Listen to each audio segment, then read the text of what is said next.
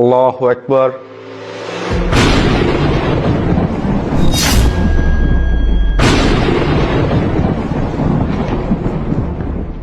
اے اللہ تو میرے حالات سے واقف ہے۔ السلام علیکم ورحمۃ اللہ، السلام علیکم ورحمۃ اللہ۔ یہ جوتی کسی مالدار بندے کی لگ رہی ہے، کیوں نہ میں اسے اٹھا لوں، اور آگے عید آ رہی ہے، میں اپنے بچے کو دوں گا، میرے بچے کی عید خوشی خوشی گزر جائے گی۔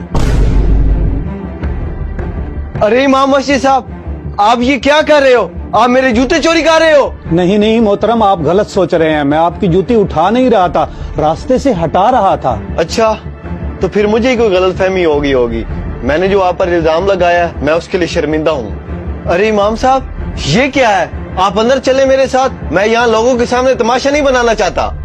یا اللہ تیرا لاکھ لاکھ شکر ہے، آمین۔ ایک کام کرتا ہوں، آج کی چندہ مسجد میں ڈال دیتا ہوں۔ ہے میری جیب کہاں گئی؟ امام صاحب، اب مجھے سچ سچ بتا دیں، آپ نے یہ جیب کس کی کاٹی ہے؟ جیب؟ ارے یہ کیا بتائیں گے، میں بتاتا ہوں، یہ جیب انہوں نے میری کاٹی ہے۔ اچھا امام صاحب، آپ کو شرم آنی چاہیے، آپ امام مسجد ہو کر اللہ کے گھر میں چوریاں کر رہے ہیں۔ محترم، یہ میرا اللہ جانتا ہے، یہ چوری میں نے مجبوری میں کی ہے، نہ کہ جان بوجھ کر۔ ارے امام صاحب، ایسی بھی کیا مجبوری آن پڑی جو آپ کو اللہ کے گھر میں نمازیوں کی جیبیں کاٹنی پڑ گئی؟ اور امام صاحب، آپ نے نمازیوں کے جوتے تک نہیں چھوڑے، کیا آپ کو خدا کا خوف نہیں؟ خدا کا خوف تو آپ کو ہونا چاہیے۔ کیا آپ کو پتا ہے ہمارے گھر میں 3 دن سے فاقے چل رہے ہیں، اور 2 ماہ سے میں نے اپنے گھر کا بجلی کا بل ادا نہیں کیا، جس کی وجہ سے ہمارے گھر میں بجلی نہیں ہے، اور آگے رمضان آنے والا ہے، لیکن ابھی تک میں نے گھر میں رمضان کے لیے راشن نہیں ڈلوا کے دیا۔ اور اب آپ لوگ بتاؤ کہ مجھے خدا کا خوف آنا چاہیے یا آپ لوگوں کو؟ لیکن امام صاحب، آپ اس بارے میں ہم سے بھی بات کر سکتے تھے۔ اور بھائی جان، مجھے تو لگ رہا ہے امام صاحب اپنا گناہ چھپانے کے لیے جھوٹ پہ جھوٹ بولے جا رہے ہیں۔ ارے بھائیو، میں اللہ کو حاضر ناظر جان کر یہ بول رہا ہوں، میں نے اہل محلہ سے مدد کی اپیل کی، مگر میری کسی نے مدد نہیں کی۔ یہ دیکھیے حیدر بھائی بھی آ گئے ہیں، آپ انہی سے پوچھئے کیا ان کے پاس میں ہوٹل پہ مدد کے لیے نہیں گیا تھا؟ اور اس جگہ آپ کے والد صاحب بھی موجود تھے، لیکن انہوں نے بھی میری کوئی مدد نہ کی، اس لیے مجبوراً مجھے آج چوری کرنی پڑی۔ کیا امام مسجد صاحب، آپ نے چوری کی؟ لیکن اہل محلہ ہر مہینے آپ کو ہدیہ تو دیتا ہے، پھر آپ نے چوری کیوں کی؟ ہدیہ؟